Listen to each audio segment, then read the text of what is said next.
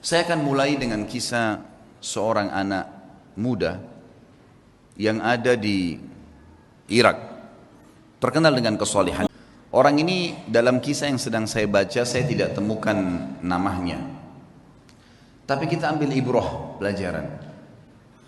Orang ini saking kekuatan hubungannya dengan Allah luar biasa. Kalau azan langsung ke masjid on time, tidak pernah ketinggalan saf pertama. Dari pakaiannya sudah penampilannya sangat dekat dengan Allah. Kalau ngomongnya selalu cuma ayat Al-Quran, nasihat, hadis Nabi SAW. Hidupnya sehari-hari begitu. Kalau bekerja mencari yang halal, pokoknya sudah di jalan Allah Subhanahu Wa Taala. Orang ini memiliki kelebihan fisik, sangat gagah. Di Baghdad terkenal pada saat itu dia adalah anak yang paling gagah. Umurnya juga masih sekitar 19 tahun pada saat itu kisah ini terjadi. Sampai menjadi buah bibir di kalangan seluruh wanita di Baghdad pada saat itu. Berharap wanita bisa ngobrol saja sama dia karena luar biasa. Tampannya, orangnya santun, sampai dikejar-kejar. Yang terjadi saudaraku, ada satu wanita kaya, seorang istri pejabat pada saat itu, terkenal dengan kecantikannya, kekayaannya. Semua laki-laki juga mengejar dia karena kelebihan fisik yang dia miliki.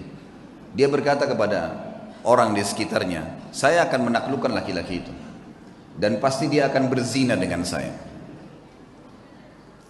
Yang terjadi saudaraku, dibuatlah sebuah tipu daya syaitan di depan rumah orang ini, perempuan ini. Kebetulan waktu suaminya lagi pergi bertugas keluar kota, dan zaman dulu orang kalau tugas berbulan-bulan dan Allahu a'lam bisa kembali atau tidak, karena memang mereka pada zaman itu tidak ada komunikasi, tidak ada transportasi kayak kita sekarang, tidak ada alat komunikasi menurut saya yang bagus seperti sekarang, dan tidak ada transportasi. Yang jelas dia lagi di rumahnya, dia berhias dengan semaksimal mungkin kecantikan yang dia miliki dengan semerbak minyak wangi yang luar biasa. Kemudian dia bilang sama dayang-dayangnya, kalau anak muda itu lewat di depan rumah, bilang kalau di dalam rumah ada orang yang sedang sakit dan tidak ada laki-laki yang bisa bantu, tolong bawa ke tabib. Dijebaklah anak muda ini. Begitu dia lewat, tiba-tiba dayang-dayangnya keluar 3-4 orang dengan teriak-teriak, tolong bantu, tuan kami sedang sakit. Sampai akhirnya tidak ada laki-laki dan tolong bantulah. Akhirnya si laki-laki ini masuk ke dalam rumah tersebut.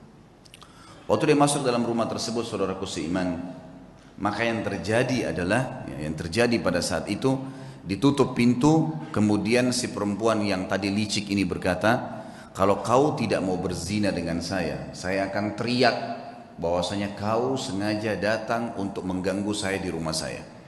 Dijebak. Waktu itu rumah semua berdekatan, sedikit teriakan sudah kedengar. Serba salah, apa yang harus dia lakukan? Terjebak di sebuah ruangan rumah dengan wanita yang sempurna. Terjebak di sebuah ruangan, wanita di depan matanya dengan kesempurnaan, cantik, kaya, punya jabatan. Tinggal minta dia berzina saja. Hanya itu. Dia bisa menikmatin, dia bisa mendapatkan harta dan seterusnya.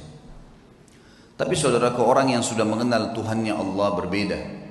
Dia sudah tahu siapa dia sudah tahu siapa yang akan dia hadapin dari makhluk juga ini. Dia sudah tahu bagaimana hukum Tuhannya. Dia sudah tahu janji-janji Allah nanti kalau dia meninggalkan yang haram, nantinya di surga akan dibalas apa. Dia sudah pelajari semuanya. Maka dia pun berdoa kepada Allah mengatakan, ya Allah, engkau tahu bagaimana aku menjaga hubunganku denganmu dengan baik. Dan dari dulu aku sudah selalu digoda untuk melakukan hubungan dengan lawan jenis dan aku selalu menahannya. Kenapa sekarang aku tiba-tiba masuk dalam sebuah jebakan syaitan yang seperti ini? Selamatkanlah ya Allah. Tiba-tiba dia rasa mules, perutnya nggak enak. Kemudian dia bilang, saya mules, saya butuh kamar kecil. Kata perempuan tersebut, kamar kecil di depan mata saya ini, buka, silakan masuk. Tapi tetap setelah kau keluar kau akan zina dengan saya. Kalau enggak saya akan teriak. Dia masuk, kemudian dia buang air besar. Dalam kisah ini, maaf, kisahnya memang begitu. Buang air besar. Setelah buang air besar, muncul ide di pikiran dia. Tiba-tiba Allah berikan petunjuk, dia mengambil kotorannya sendiri, dia tempel di bajunya.